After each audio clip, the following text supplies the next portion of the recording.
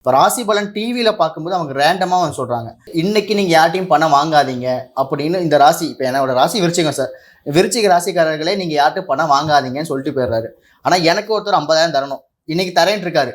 அப்போ நான் இன்னைக்கு ஐயோ நான் வாங்க மாட்டேன் இன்னைக்கு அப்படி சொல்லியிருக்காங்க அப்படின்னு சொல்ல முடியாது. ஏன்னா அவர் நாளைக்கு ஊருக்கு போயிட்டாரு. அதை அப்படியே அப்சர்வ் பண்ணணுமா, இல்லை அது நம்ம செக்ரெட் பண்ணிக்கலாமா?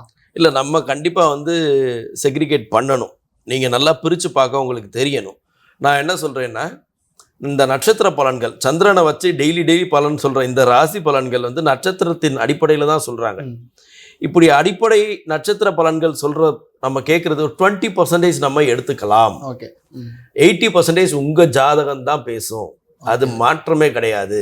அப்போ உங்கள் சுய ஜாதகத்தை நீங்கள் வந்து நல்லா ஆராய்ஞ்சு உங்களை பற்றி நீங்கள் தெரிஞ்சு வச்சுக்கிட்டீங்கன்னா எப்போ என்ன செய்யணும்னு உங்களுக்கே தெரிஞ்சிடுமே.